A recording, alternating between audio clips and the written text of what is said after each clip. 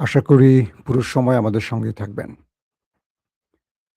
মার্কিন যুক্তরাষ্ট্রের গুরুত্বপূর্ণ তেলের ট্যাংকারে অ্যাটাক করে ইরান যুদ্ধ সম্প্রসারিত করল। বলা হচ্ছে এবার নতুন মিশরে অ্যাটাক করেছে, যেটা আমি আপনাদের কালকে বলেছি। কিন্তু কাল রাতে আরেকটি খবর দিয়েছিলাম যে ইরান সারপ্রাইজ অ্যাটাক করেছে মার্কিন ঘাঁটিকে টার্গেট করে জর্ডানে। অর্থাৎ ৩ দিন যুদ্ধ বন্ধ থাকার পর ইরান হুট করে নিজ থেকে স্বপ্রণোদিত হয়ে মার্কিন ঘাঁটিতে ১ম অ্যাটাক করল। এর আগে কখনো ইরান ১ম অ্যাটাক করেনি। তার পাল্টা জবাব দিয়েছে আমেরিকা। ইরানের মধ্যে ব্যাপক হামলা চালিয়েছে মার্কিন যুক্তরাষ্ট্র। পাশাপাশি তুরস্ক এবং ইরানের ইসরায়েলের মধ্যে টানাপোড়েন শুরু হয়েছে। তুরস্ক বিরুদ্ধে এবার ইসরায়েল আমেরিকার কাছে শুধু নালিশ নয়, নতুন অস্ত্র কেনার চুক্তি করতে ছুটে গেছে। এবং ইরাকে ইরান সমর্থিত টার্গেটে হামলা করে সৌদি এবং যুক্তরাষ্ট্র ইরানের টার্গেটে আবার পড়েছে। তার মাশুল দিতে হয়েছে এবার আমেরিকাকে। প্রিয় দর্শক, চলুন আমি আপনাদেরকে গুরুত্বপূর্ণ একটা করে সেই খবরগুলো দেওয়ার চেষ্টা করছি। প্রথমেই আমি চলে যাচ্ছি আমেরিকা গেল রাতে, অর্থাৎ যে রাতের পর আমরা লাইভ শেষ করে সময়টা পার করেছি, সেই সময় মধ্যরাতে যে ইরানের উপর হামলা হয়েছে তার বিস্তারিত খবরগুলো একটু জানাবার চেষ্টা করছি। বলা হচ্ছে মার্কিন সেন্ট্রাল কমান্ড তারা স্পষ্ট করছে গণমাধ্যমে জানিয়ে যে তারা ক্ষেপণাস্ত্র, ড্রোন ও সামুদ্রিক স্থাপনা সহ আইআরডিসির কয়েক ডজন লক্ষ্যবস্তুতে সফল অ্যাটাক করেছে। মার্কিন সেন্ট্রাল কমান্ড জানিয়েছে গভীর রাতে মধ্যপ্রাচ্যে মার্কিন বাহিনীকে লক্ষ্য করে ক্ষেপণাস্ত্র হামলার চেষ্টার জবাবে মার্কিন বাহিনী ইরানের বিরুদ্ধে একটি কড়া হামলা করেছে, বড় মাপের হামলা করেছে। মার্কিন বাহিনীর উপর ক্ষেপণাস্ত্র হামলার চেষ্টার জবাবে ২৯ জুলাই তারা বলছে মার্কিন বাহিনীর উপর হামলার চেষ্টা, তারা বলছে না যে হামলাটি সফল হয়েছে, মানে ইরান যে হামলাটি সফলভাবে করেছে এটা বলছে না, তারা বলছে যে চেষ্টা। তার মানে তারা বোঝাচ্ছে ইরানের হামলাটা সফল হয় না, এটা হলো তাদের কৌশল। তারা বলছে ২৯ জুলাই রাত ১০টায় মার্কিন সেন্ট্রাল কমান্ড ইরানের বিরুদ্ধে একটি ব্যাপক হামলা সম্পূর্ণ করেছে। সেনকম একটি বিবৃতিতে পুরো স্পষ্ট সেটা ব্যাখ্যা দিয়েছে। মার্কিন বাহিনী ইরানের ইসলামিক রেভলিউশনারি গার্ড কোর আইআরজিসির সামরিক কমান্ড কেন্দ্র, ক্ষেপণাস্ত্র ও ড্রোন স্থাপনা, উপকূলীয় নজরদারি ও প্রতিরক্ষা কেন্দ্র এবং সামুদ্রিক সক্ষমতা সহ কয়েক ডজন লক্ষ্যবস্তুতে হামলা করেছে। কমান্ডের বর্ণনা অনুযায়ী ২৮শে জুলাই আইআরজিসি বাহিনী কর্তৃক একটি অতর্কিত হামলার চেষ্টার জের ধরে এই অভিযানটি চালানো হয়। যখন ইরান মধ্যপ্রাচ্যে অবস্থিত মার্কিন বাহিনীকে লক্ষ্য করে একাধিক ব্যালিস্টিক ক্ষেপণাস্ত্র নিক্ষেপ করে, তখন তারা প্রতিশোধ হিসেবেই এই জবাবটি দিয়েছে।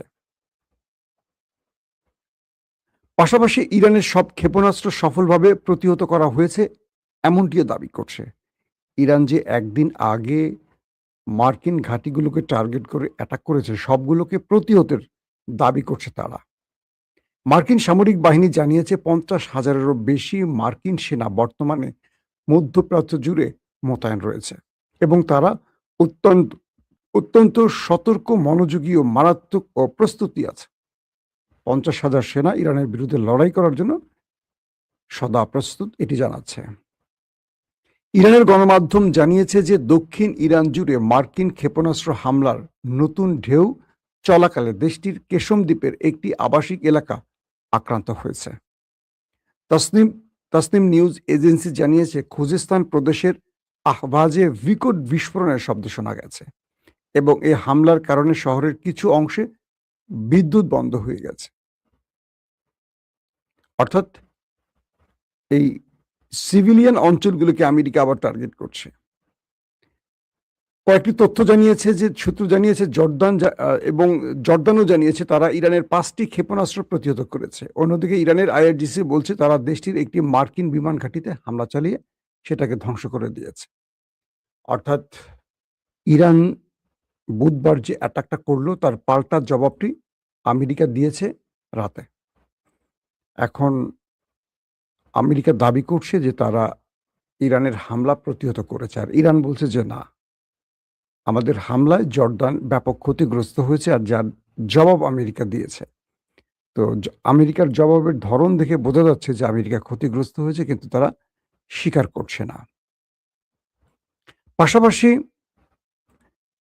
আরেকটি স্টেটমেন্ট পাওয়া গেছে, সেটি হলো জর্দানের সেনাবাহিনী বৃহস্পতিবার জানিয়েছে যে তারা ইরান থেকে দেশটির থেকে ছড়ে আসা 5টি ক্ষেপণাস্ত্র প্রতিহত করেছে এবং কিছু ক্ষেপণাস্ত্র ভিতরে আশ্রয় পড়েছে এবং তারা বলছে যে এখনো কোনো হতাহতের কোনো খবর তারা পায়নি বা এমন কোনো ঘটনা তাদের সামনে ঘটেনি। মানে এটিও আমেরিকার শিখিয়ে দেয়া স্টেটমেন্ট। যদি তাই হবে তাহলে তারা এত বড় হামলায় কেন ইরানকে আবার আক্রান্ত করল? দর্শক, আরো কয়েকটি তথ্য জানাচ্ছি আপনাদের। যুক্তরাষ্ট্র ইরানের উপর যে শক্তিশালী হামলা করেছে, যুক্তরাষ্ট্রের আরেকটি স্টেটমেন্ট বলছে তারা কেশম দ্বীপ, বন্দর আব্বাস, আবাদান ও বুশেহরে অ্যাটাক করেছে এবং ইরাক দেশটিতে মার্কিন সৌদি হামলার নিন্দা জানিয়েছে। আমরা গতকালকে বলেছিলাম যে ইরাকের উপর সৌদি এবং আমেরিকা একটা বড় হামলা করেছে, কিন্তু ইরাক নীরব থেকেছে। অবশেষে ইরাক সরকার এটা নিন্দা জানিয়েছে। পপুলার মোবিলাইজেশন ফোর্স জানিয়েছে এই হামলায় তাদের 20 জন যোদ্ধা নিহত হয়েছে এবং 32 জন আহত হয়েছে। আর ইরানি গণমাধ্যম জানিয়েছে ইরাকে যুক্তরাষ্ট্র ও সৌদি আরবের যৌথ হামলায় 4 জন ইরানি উপদেষ্টা নিহত হয়েছে। মার্কিন মধ্যস্থতায় যুদ্ধবিরতি সত্ত্বেও গাজায় এখনো কিন্তু ইসরায়েল হামলা চালিয়ে যাচ্ছে। এর মধ্যে বলা হচ্ছে ইসরায়েলি হামলায় 2 ফিলিস্তিনিকে হত্যা এবং 1 ডজনেরও বেশি সাধারণ ফিলিস্তিনিকে আহত করা হয়েছে। পাশাপাশি লেবাননের জাতীয় সংবাদ সংস্থা জানিয়েছে যে রাতভর দক্ষিণ লেবাননের বেশ কয়েকটি গ্রামে ধারাবাহিক বিস্ফোরণে কেঁপে উঠেছে। অর্থাৎ ইসরায়েল আবারও লেবাননে হামলা শুরু করেছে, এই তথ্যটি তারা জানিয়েছে। ইসরায়েলি বাহিনী মধ্যরাত থেকে ভোর পর্যন্ত আল মানসুরি, মাজদাল জৌন এবং মাজরাত বুয়ুত আল সিয়াদ শহরে নিয়ন্ত্রিত ধ্বংসযজ্ঞ চালিয়েছে। লেবাননের গণমাধ্যমটি বলছে এই অভিযানের পাশাপাশি ওয়াদি আল হুজেইর ও ওয়াদি আল সালুকি উপত্যকায় ভারী মেশিনগানের গোলাবর্ষণের শব্দ পাওয়া গেছে। এখন পর্যন্ত বিস্তারিত তথ্য জানা যায়নি যে কত লোক সেখানে মারা গেছে। দর্শক, আমরা মোটামুটি আজকের একদম লেটেস্ট খবরগুলি আপনাদেরকে একটা একটা করে জানিয়ে দিলাম। এবার কিছু বিশ্লেষণে আসতে চাই, যে বিশ্লেষণটি আপনারা শোনার জন্য ওয়েট করছেন। প্রথম বিশ্লেষণটি হলো ইসরায়েলের নেতানিয়াহু এখন আমেরিকা আছেন। তার আমেরিকা থাকার কয়েকটা উদ্দেশ্যের একটি হলো ইরানে যেন আমেরিকা বড় মাত্রা অ্যাটাক করে এবং ইরানের মধ্যে গোয়েন্দা তথ্যের আলোকে ইসরায়েল জেনেছে তারা 60% সমৃদ্ধকরণ ইউরেনিয়ামকে 90% পৌঁছে দিয়েছে। অর্থাৎ পারমাণবিক বোমা তৈরির কাঙ্ক্ষিত লক্ষ্যে ইরান পৌঁছে গেছে। একটি সূত্র বলছে যে ইরান নিউক্লিয়ার তৈরি করে ফেলেছে, অর্থাৎ নিউক্লিয়ার ওয়ারহেড তৈরি করে ফেলেছে এবং শীঘ্রই ইরান তার খাইবার শেখান বা আরো যে নতুন ভেরিয়েন্টের মিসাইল তৈরি করেছে যেগুলো আপগ্রেডেড, সেই মিসাইলগুলোতে এই ওয়ারহেডগুলো বসিয়ে যে কোনো অঞ্চলে যে কোনো দূরসীমায় অ্যাটাক করতে পারে। তাই ইরানের উপর দ্রুত এই অ্যাটাকটা জরুরি।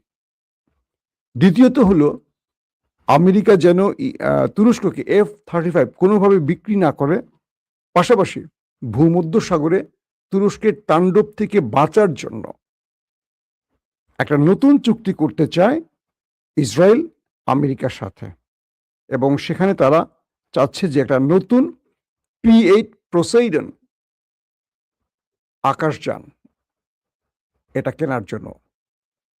এখন এটার যে ব্যয় বা এটার দাম, ইসরায়েল এটা কিনতে মানে খুব বড় রকম সংকটে পড়বে, কারণ যুদ্ধকালীন সময় তাদের অর্থনীতির মোটামুটি 12টা বেজে 13টা বেজে গেছে। তো আসেন, ইসরায়েল চাচ্ছে এখন তুরস্ককে ঠেকাতে, কারণ ইরানের পরই তাদের টার্গেট হবে তুরস্ক। আর তুরস্ক ইরানের মতো না, তারা আরো অনেক আধুনিক অস্ত্রের মালিক।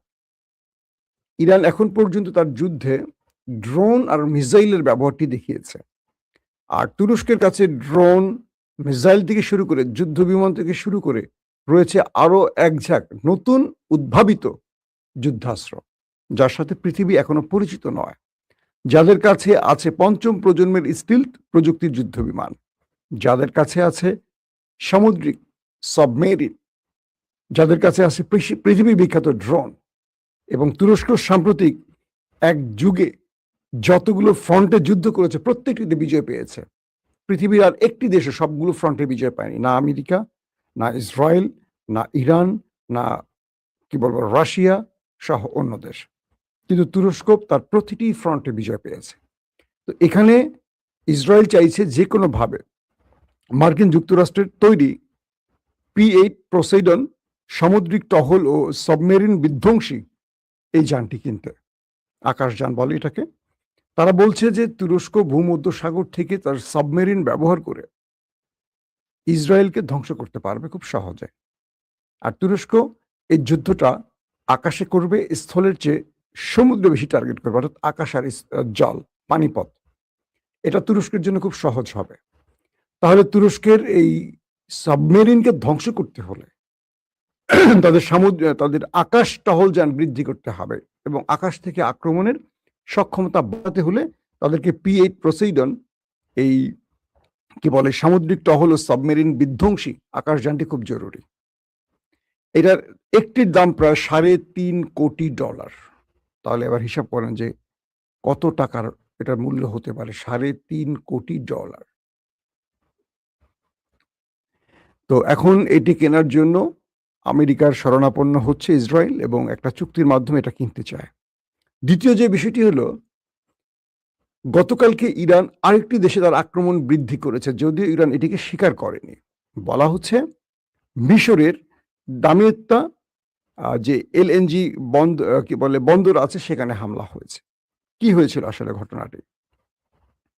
যখন ইরাকে ইরানের টার্গেটে সৌদি আরব এবং আমেরিকা অ্যাটাক করে, বলা হচ্ছে ইরান দাবি করছে তাদের 4 জন উপদেষ্টা মারা গেছে এবং 20 জন সেখানে মারা গেছে, সব মিলে 32 জন গুরুতর আহত হয়েছে।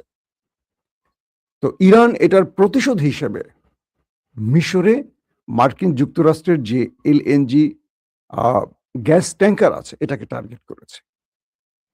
যেহেতু দেশটি মিশর, তাই ইরান কৌশলগত কারণে এখানে তাদের পরিচয় গোপন রেখেছে। এদের একটি সূত্র।